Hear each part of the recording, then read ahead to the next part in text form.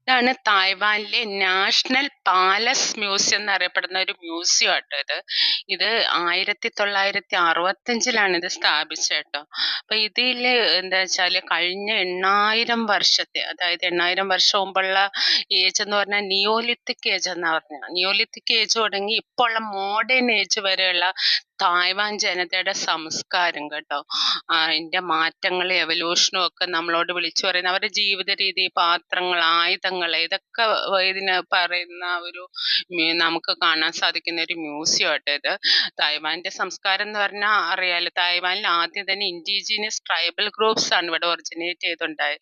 പിന്നീട് ചൈനയിലെ രാജാക്കന്മാർ ഇവിടെ ഭരിച്ചിരുന്നു.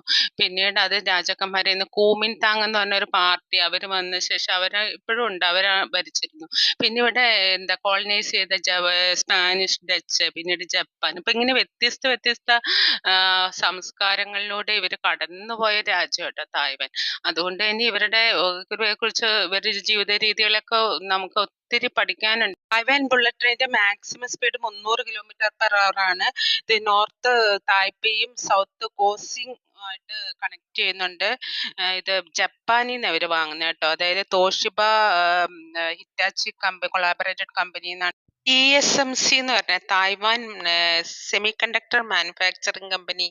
ഇത് വേൾഡിലെ ലാർജസ്റ്റ് സെമി കണ്ടക്ടർ മാനുഫാക്ചറിങ് കമ്പനിയാണ്. ഇത് 1987 ഇത് സ്ഥാപിച്ചത് കേട്ടോ. ഇത് ഇതിന്റെ ബ്രെയിൻ എന്ന് പറഞ്ഞാല് ഒരു ചൈനക്കാരനാണ്, മോറിസ് ചാങ് എന്ന് പറഞ്ഞൊരു ചൈനക്കാരൻ. അദ്ദേഹം അമേരിക്കൻ സിറ്റിസൺ ആയിരുന്നു. അദ്ദേഹം സെമി കണ്ടക്ടർ മേഖലയിൽ ധാരാളം വർഷം പ്രവർത്തിച്ച ആളാണ്. അദ്ദേഹത്തെ തായ്വാനീസ് ഗവൺമെന്റ് 1987 റിക്രൂട്ട് ചെയ്യായിരുന്നു കേട്ടോ. ഇത് വേൾഡിലെ ലാർജസ്റ്റ്, ഏറ്റവും വലിയ ആപ്പിൾ തുടങ്ങിയ കമ്പനികൾക്ക് semi conductor AI chips supply ചെയ്യുന്ന കമ്പനിയാണ്. മാത്രമല്ല ഇതിന്റെ മൾട്ടിനാഷണൽ കമ്പനിയാണ്. 27% ഷെയർ നെതർലാൻഡ് ബേസ്ഡ് ആയ ഫിലിപ്സ് കമ്പനിക്കുണ്ട്. ഷിഫൻ വാട്ടർഫോൾ കാണാൻ പോവാണ്. 20 മീറ്റർ ഹൈറ്റ് ആണ്. ഇതിനെ തായ്വാനിലെ ലിറ്റിൽ നയാഗ്ര എന്നാണ് അറിയപ്പെടുന്നത്.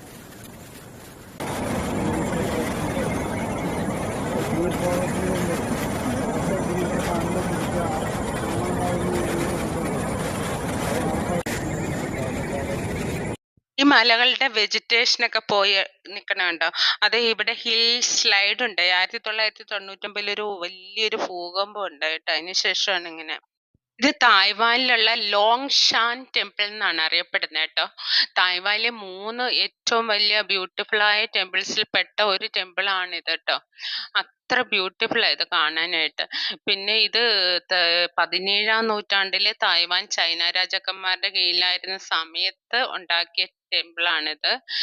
ഇത് ആക്ച്വലി ഇതിന്റെ ഒരു എന്ന് പറഞ്ഞാൽ ആ ഭാഗത്ത് ഡെവലപ്പ് ചെയ്യ ബുദ്ധിസവും ടാവോയിസം ഒക്കെ അവിടെ വിശ്വസിക്കുന്ന ഒരു ചൈനയിലും തായ്വാനിലൊക്കെ അവര് ഫോളോ ചെയ്യുന്ന ഒരു മതമാണ്. അപ്പൊ ആ വിശ്വാസികളും ഒക്കെ ഇവിടെ വന്ന് പ്രാർത്ഥിക്കും കേട്ടോ.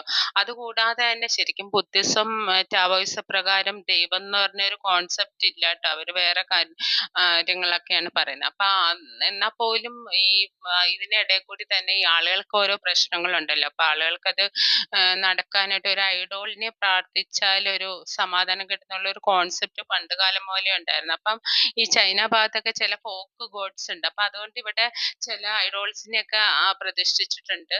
അപ്പൊ ഇവിടെ വരുന്നവര് ബുദ്ധിസം വിശ്വസിക്കുന്നവരും ടാവോയിസം പിന്നെ ഈ ഐഡോൾസിനെ പ്രാർത്ഥിച്ച് ഇങ്ങനെ ഒരു മിക്സഡ് ആയ ഒരു ബിലീഫ് സിസ്റ്റത്തിൽ ആണ് ഈ ടെമ്പിൾ ഇപ്പം പോകുന്നത് കേട്ടോ.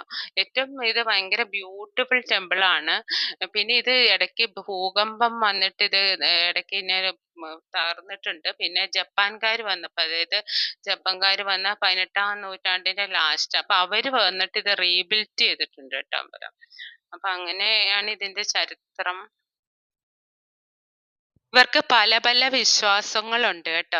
ഇങ്ങനെ എന്താ കോയിൻ പോലത്തെ 2 ഇട്ട് കഴിഞ്ഞാൽ ഒരെണ്ണം തിരിഞ്ഞു ഒരെണ്ണം മറിഞ്ഞും വന്നു കഴിഞ്ഞാൽ ഒരെണ്ണം കമന്നും വന്നു കഴിഞ്ഞാൽ അത് ഗുഡ് ലക്ക് ആണെന്നോ അല്ലെങ്കിൽ അത് ബാഡ് ലക്ക് ആണെന്നും അങ്ങനെ കുറെ ആചാരങ്ങൾ.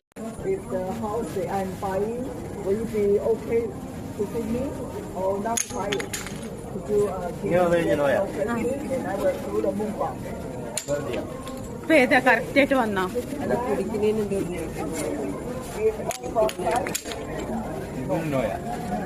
നോക്കി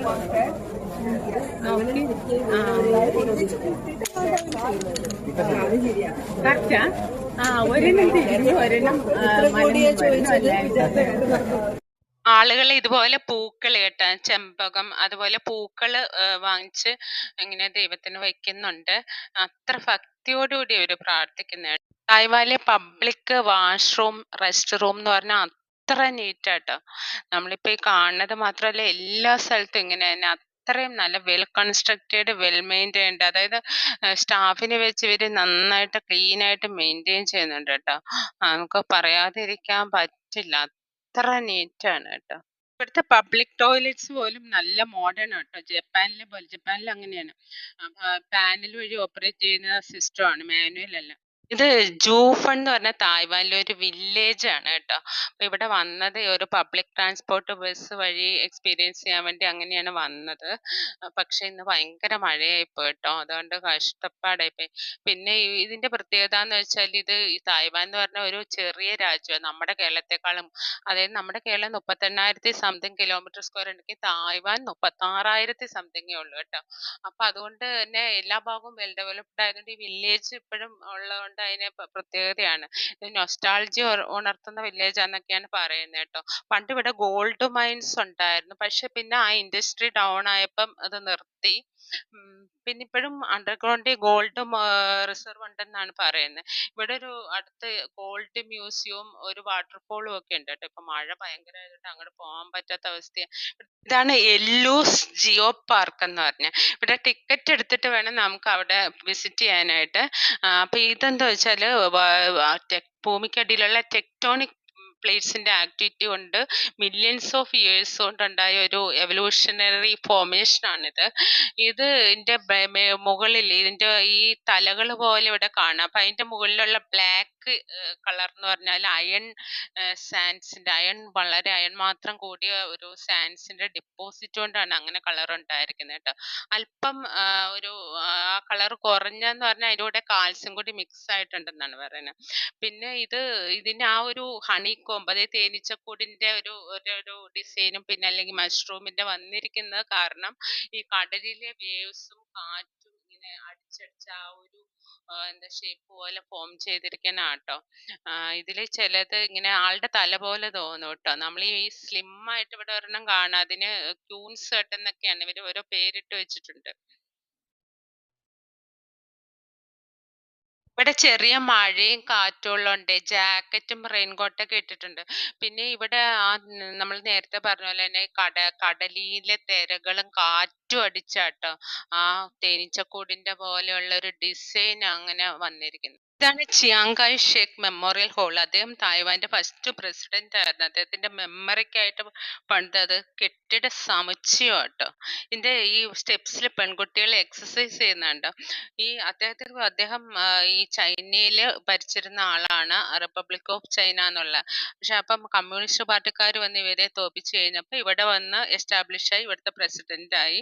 ഇദ്ദേഹത്തെ ഗോഡ് ഫാദർ എന്ന് പറയുന്നവരും ഉണ്ട്. അല്ല, ആ സമയത്ത് ഇദ്ദേഹത്തിനെതിരായി, അതായത് കമ്മ്യൂണിസ്റ്റുകാരെ സപ്പോർട്ട് ചെയ്ത കുറെ ആൾക്കാർ ഇവിടെ ഇദ്ദേഹത്തിനെതിരായി പ്രതികരിച്ചപ്പം അവരെ പട്ടാള നിയമം വെച്ചിട്ട് അടിച്ചൊടുക്കി. അതായത് മാർഷൽ ലോ 228 എന്ന് പറയുന്നത് കേട്ടോ.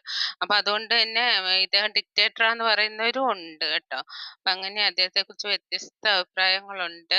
പക്ഷെ അദ്ദേഹത്തെ എല്ലാരും റെസ്പെക്ട് ചെയ്യുന്നുണ്ട് കേട്ടോ. അദ്ദേഹം ഉപയോഗിച്ചിരുന്ന കാറുകൾ എന്ന് പറഞ്ഞാൽ കാഡിലാക്ക്, അത്ര വിലപിടിപ്പുള്ള അമേരിക്കനിലെ GM മോട്ടോഴ്സിന്റെ കാറുകൾ കേട്ടോ. ഇന്ത്യയിൽ അത് വിൽക്കണ പോലും ഇല്ല. നമുക്ക് വാങ്ങുന്നുണ്ടെങ്കിൽ 1.5 കോടി, ഇപ്പത്തെ റേറ്റ് 1.5 6.5, ടാക്സ് ഇല്ലാതെ തന്നെ 6 കോടി വരെ വരുന്നതാണ് സാധാരണ തന്നെ. ഇതൊക്കെ അതിന്റെ ഏറ്റവും വലിയ മോഡലുകളാണ്.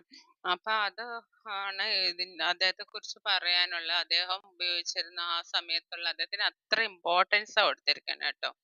ആളുകൾ അത്രയും റെസ്പെക്ട് ചെയ്യുന്നുണ്ട്. അതുകൊണ്ടാണ് ഈ ഒരു കെട്ടിട സമുച്ചയം തന്നെ അദ്ദേഹത്തിന്റെ പേരിൽ ഉള്ളത്. മാത്രമല്ല ഇവിടെ ഒരു പ്രത്യേകത, ഇവിടെ പബ്ലിക് ഒക്കെ വന്നിട്ട് ധാരാളം എക്സസൈസ് ചെയ്യും കേട്ടോ. അത് അലൗഡ് ആണ് കേട്ടോ. ഇവിടെ കൊച്ചു കുട്ടികൾ തൊട്ടിട്ട് ഇത് ഇവിടെ കണ്ടില്ലേ, ഇതൊരു ഡ്രം ഡാൻസ് എന്ന് പറയുന്നത് കേട്ടോ. ഇത് ഈ ഡ്രം കെട്ടിക്കൊണ്ടുള്ള ഒരു ഡാൻസ്. ഇത് എക്സസൈസും ഉണ്ട്, അതിന്റെ കൂടെ ഒരു മെന്റലി എന്താ ഒരു ആക്റ്റീവ് ആവുന്ന ഒരു കാര്യം കൂടിയാണ് കേട്ടോ. അതുകൂടാതെ തന്നെ ഇവിടെ വേറെ ഈ കോമ്പൗണ്ടിലും ആ കാണുന്ന കെട്ടിട സമുച്ചയത്തിലൊക്കെ ആൺകുട്ടികൾ വരെ വന്ന് നമുക്ക് ഇതകതെ കാണാൻ പറ്റും കേട്ടോ. കുട്ടികൾ വരെ എക്സസൈസ് ചെയ്യുന്നു. അത് അവരുടെ ജീവിതത്തിന്റെ റൂട്ടീൻ. ഇവിടുത്തെ സെക്യൂരിറ്റി ഗാർഡ്സ് ഡ്യൂട്ടി ചേഞ്ച് ചെയ്യുമ്പോൾ അവരൊരു പരേഡ് നടത്തിയാട്ടോ ചേഞ്ച് ചെയ്യുന്നത്. അപ്പൊ അതാണ് നമ്മൾ കാണുന്നത് കേട്ടോ. അതിന് ചേഞ്ച് ഓഫ് ഗാർഡ് എന്നാണ് പറയുന്നത്. വലിയ വലിയ ആൾക്കാരുടെ ഇതുപോലെ മൗസോളിയത്തിലും അവരുടെ ഇത് മ്യൂസിയത്തിലൊക്കെ ഇങ്ങനെ നിൽക്കുമ്പോൾ ഇങ്ങനെ ഒരു ഇതെന്ന് ചേഞ്ച് ഓഫ് ഗാർഡ് നടത്തിയിട്ടാണ് അങ്ങനെ ചെയ്യുന്നത്. ഇവിടുത്തെ ഭാഷ എന്ന് പറഞ്ഞാൽ ചൈനയിൽ പറയുന്ന മണ്ടാറിൻ എന്ന് പറഞ്ഞൊരു ഭാഷയുണ്ട്. പിന്നെ അതുകൂടാതെ തന്നെ ഹക്ക എന്ന് പറഞ്ഞൊരു ഭാഷയുണ്ട് കേട്ടോ. പിന്നെ ഈ ട്രൈബൽ ഗ്രൂപ്പ്സിന്റെ വേറെ ഭാഷകളുണ്ട്. പിന്നെ അത്യാവശ്യം അവർക്ക് ഇംഗ്ലീഷും അറിയാം കേട്ടോ. പിന്നെ ഇവിടെ ഈ തായ്ലൻഡ് വിയറ്റ്നാമിലൊക്കെ പോലെ വാക്കിംഗ് നൈറ്റ് ലൈഫ് ഒക്കെ ചില സ്ഥലങ്ങളിൽ ആക്റ്റീവ് ആണ്. പിന്നെ അതുകൂടാതെ തന്നെ ഈ ഇലക്ട്രോണിക്സ് ഇവർ ധാരാളം ഈ ചൈന പോലെ തന്നെ ചീപ്പായിട്ട് മാനുഫാക്ചർ ചെയ്ത് സെയിൽസ് ചെയ്യുന്നുണ്ട്. ഈ ഗൾഫ് മാർക്കറ്റിലൊക്കെ ചെന്ന് കഴിഞ്ഞാൽ നമുക്ക് മെയ്ഡ് ഇൻ ചൈന പോലെ മെയ്ഡ് ഇൻ തായ്വാൻ എന്ന് പറഞ്ഞ പല ഐറ്റംസ് വാങ്ങാൻ കിട്ടും കേട്ടോ. ലഞ്ച് കഴിക്കാൻ ഒരു ഹോട്ടലിൽ കയറിയിട്ട് അപ്പൊ ഇവിടെ എന്ന് പറഞ്ഞാൽ ഈ തായ്വാൻ ഒരു ഐലൻഡ് ആണല്ലോ, ചുറ്റും കടലായതുകൊണ്ട് ഈ ഹോട്ടൽസിലൊക്കെ മീറ്റ് ഐറ്റത്തെക്കാൾ കൂടുതൽ സീ ഫുഡ്സ് അവൈലബിൾ ആട്ടോ. നല്ല ഈ പ്രോൺസ് പിന്നെ കക്ക അങ്ങനത്തെ കാര്യങ്ങളൊക്കെ. ഇത് തായ്വാനിലെ മറ്റൊരു ഫുഡ് സ്ട്രീറ്റ് ആണ് കേട്ടോ. അപ്പൊ ഇന്ന് 7 ദിവസത്തെ ടൂറായിരുന്നു. അത് ഇന്ന് കഴിഞ്ഞു. സിംഗപ്പൂർ വഴിയാണ് വന്നത്. അപ്പൊ അതുപോലെ തന്നെ തിരിച്ചു പോവുക കേട്ടോ. ഇത് ഫസ്റ്റ് പാർട്ട് വീഡിയോ ചെയ്തിട്ടുണ്ട്. കാണാത്തവർക്കായിട്ട് ലിങ്ക് ഡിസ്ക്രിപ്ഷൻ ബോക്സിലോ കമന്റ് ബോക്സിലോ കൊടുക്കാം.